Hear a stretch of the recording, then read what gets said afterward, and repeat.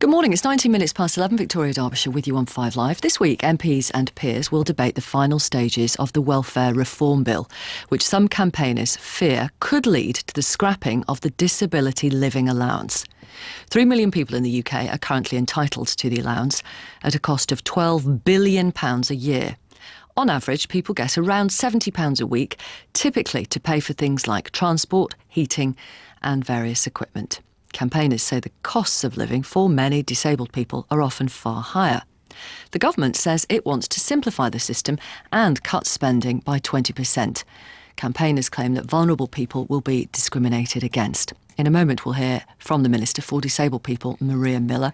First, let's talk to Sue Marsh, who has Crohn's disease. Sue is a campaigner and blogs at Diary of a Benefit Scrounger, and she's published her own report today called Responsible Reform. Sue Marsh, good morning. Morning. Tell us why you fear that this welfare reform bill could lead to the scrapping of the Disability Living Allowance. Well, it's not a fear, it is being scrapped. That's the first thing. They're going to replace it with something called personal independence payments. And there were lots of concerns from the very start over some of the proposals. For instance, abolishing a whole rate of the care, the lower rate care, for extending the period that people would have to wait before they could access these benefits. There were lots of concerns with it that we made clear from the start.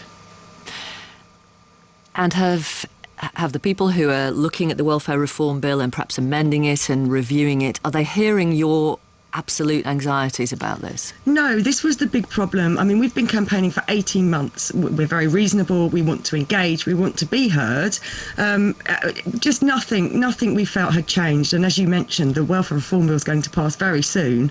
The most recent impact assessment that the government did was only October, just before Christmas, and it was identical to the first one that they'd done. We just didn't feel that we were getting through at all. And I think that frustration's been growing. I think disabled people themselves, but also charities and groups that work with disabled people, that frustration is growing that actually, if this reform goes ahead without our input and without our consent, it can only fail. Tell us what people with disabilities spend the Disability Living Allowance on now. What is it that you're allowed to claim for and why? Yeah, I mean, it's a working benefit. I think that's the first thing to say. It's not an out-of-work benefit. It's for people who work or don't work. And the idea is that disabled people have extra costs. We can't always access the same transport as everybody else. We might need to have the heating on more because we're at home more. We might need food that's been specially prepared or someone to help us look after ourselves. It is literally just to cover the extra costs of disability. And do you mind me asking how much you receive in the DLA and what you use it for?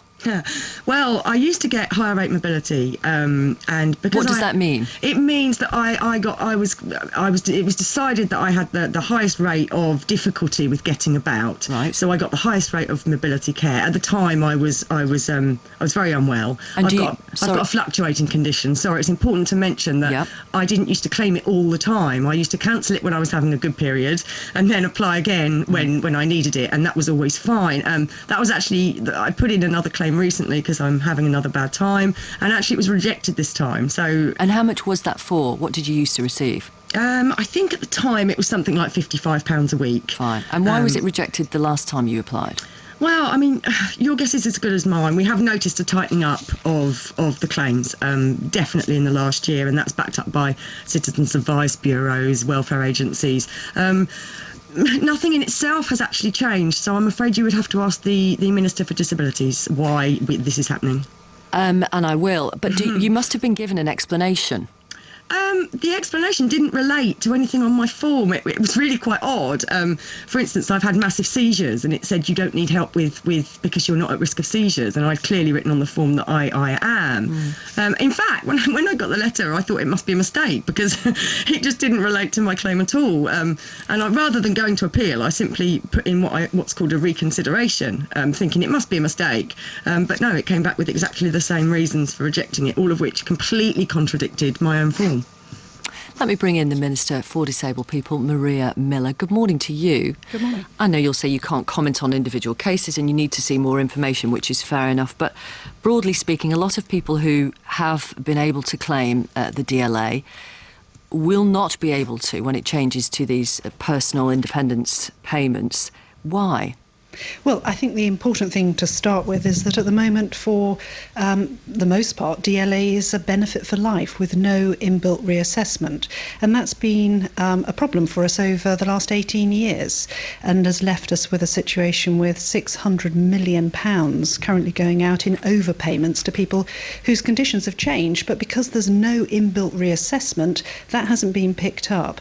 We want to make sure that the right support is getting to people when they need it. That's why we're continuing to spend £40 billion a year to support disabled people with benefits such as the new personal independence payment, but other services as well. We want the personal independence payment to take a modern view of disability and in fact deal with some of the problems that Sue's talking about there, because whilst I can't comment on her particular case, what I can say is that the higher rate of mobility, the mobility component of DLA, is for people who are virtually unable to walk. Whereas, as Sue rightly points out, there are many other people with other disabilities who have immense problems getting out and about. But at the moment, DLA won't recognise that. Now, there's been no changes made to DLA, so I'm not sure why Sue's claim will have changed. But the change in the way that we will deal with mobility under PIP will mean that people, particularly with learning difficulties, who at the moment get very little recognition at the higher levels of DLA, will get that recognition under PIP in the future. So who will get less then? What we want to make sure is that people, particularly people whose conditions will have changed, are not left open to receiving inappropriate levels of support. So making sure that there are regular, but appropriately regular levels of reassessment. That will be different for everybody depending on their condition, and that will be dealt with by a health professional. And that we also have face-to-face assessments, because the moment we expect people to fill out self-completion questionnaires to analyse themselves what their problems are in terms of living an independent life. And I actually think having a health professional involved in that process will be helpful to the disabled person themselves. Do you think people lie on the forms then? I don't think people lie on the forms. I think people can find it very difficult to fill out a form like that in a way which is looking actually very negatively at their condition. I think what they can be helped to do is to be able to get some help and support in making sure that their assessment of their condition is absolutely as it should be. But I mean, the facts speak for themselves. At the moment, we have £600 million a year, which is an enormous amount of money going out in overpayments. But equally, we have £190 million, which we think should be being claimed and isn't. Mm. But what is definitely going to happen is that some people who need DLA are going to have it withdrawn because your criteria is changing. And one of the reasons is because you need to save money. And so some people are going to be left high and dry when perhaps they shouldn't be. I mean, you say you can't comment on individual cases, but Sue Marsh's case is just one example, and that's even before the DLA has been scrapped. We will make sure that people who need help under the new personal independence payment get that help. But Sue Marsh isn't getting it now. Well, as I say, I can't comment on her particular condition. What I can... But are you curious as to why her condition hasn't changed, yet suddenly she doesn't qualify for DLA anymore? What I can say is that many conditions, if not most, change over time. And therefore, if somebody is reassessed, it's entirely possible that their condition has changed and therefore they are no longer eligible. It's absolutely right that people should be reassessed in that way. But as Sue said, when her condition gets better, when she's not having the same problems, she doesn't claim it. So she's on the face of it, sounds like a pretty honest, decent person.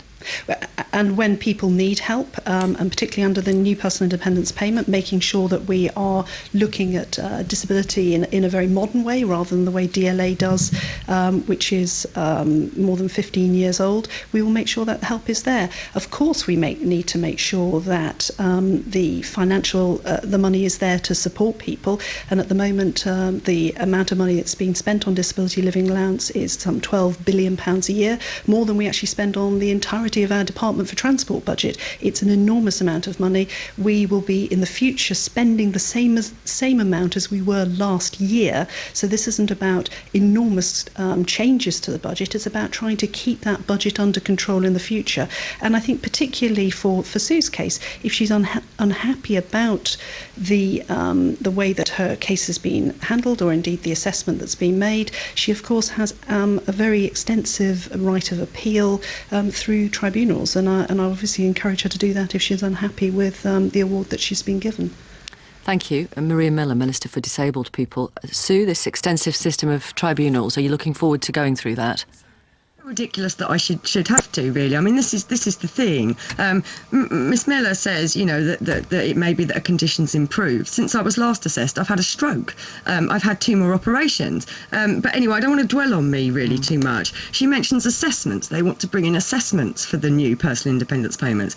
Our report today shows that was one of the most opposed things that people commented on. Over 90% of people said that actually they don't want another disastrous assessment that fails to look at their disability in the round, that fails to look at why they need support, which is exactly what happened with the previous benefit that was brought in, employment support allowance. She also mentions there are 600 million in overpayments. No one ever mentions that 15 billion pounds worth of benefits go unclaimed a year. She did mention that 190 million is unclaimed. 190 but I mean, million, you say that 90% of people don't want regular assessments. And of course, many people will be shouting at the radio saying, of course they don't, because if their conditions improved and they can continue claiming DLA, they will do. The fraud it's just human nature. Yeah, I mean, well, people will scream that perhaps because they hear a lot about that in the media. The fraud rate is less than half of 1%. It's an incredibly well used benefit, and the important thing is disability living allowance saves the state money. It's a cost saving benefit. Okay. It helps people to go to work, and it stops, this is crucial, it stops people from being a drain on the NHS and social care services, and it stops the whole thing from they spend the money very wisely themselves. Let me bring in Rob Ainscoe, 33-year-old Rob Ainscoe from County Durham. Rob is registered blind. He has some sight, he has a hearing impairment, and is also a carer for his blind wife and autistic son Dean, who's 12. Rob, tell us how this change from a disability living allowance to these personal independence payments will affect you and your family. Well, obviously it means that we're obviously going to have to go through some new assessments. Now, and is that fair enough? I feel that the assessments are going to be geared into basically getting people off the benefit, whether they're genuine or they're not genuine. Mm. And it's going to put a big strain on our lives because we don't get much money in as it is. We have to spend a lot of money on fuel because I also have Marfan syndrome, which means I need the heating on as much as possible because my joints get cold and I get a lot of pain through those joints. So your main worry is that because of new assessments, you and your family will be receiving less in these benefits? Because I feel it's bringing it in basically because the government wanted to save more money. I mean, Miss Miller said that it's 12 billion a year on DLA allowance.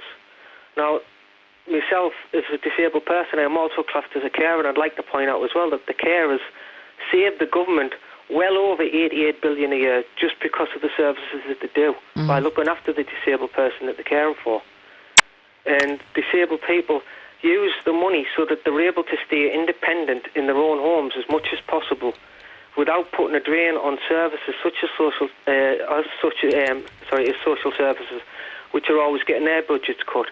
Because when they do assessments, not everybody who has a disability will necessarily meet the criteria to get the help from the social services.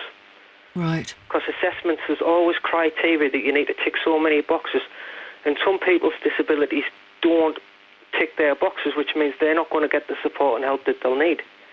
Let's talk to Karen Bradley. Thank you, Rob. Karen Bradley, who is a member of the Work and Pensions Select Committee. How concerned are you about these reforms and how they'll affect people? Good morning, Victoria. We've been looking at the reforms as an inquiry for the committee, which is currently ongoing, so I can't give you any indication of what our recommendations will be. But certainly we've heard significant amounts of evidence, including from Sue, about the concerns that the disabled have about what their financial position might be after the reforms of DLA and the transfer into the personal independence payments.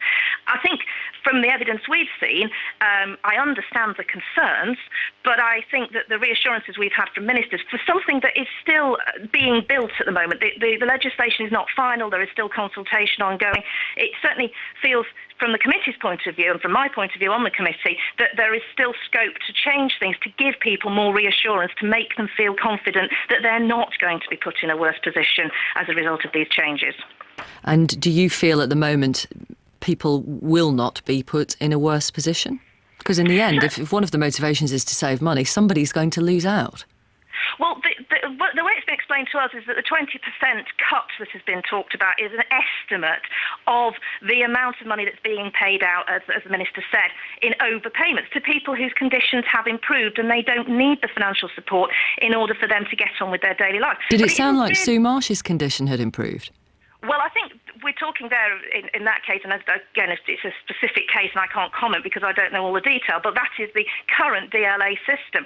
And that has been incredibly complicated and difficult for people to understand. And I think any improvement to that system to make it easier for people to understand it, which is the intention of PA, the personal independence payments, has to be a good thing.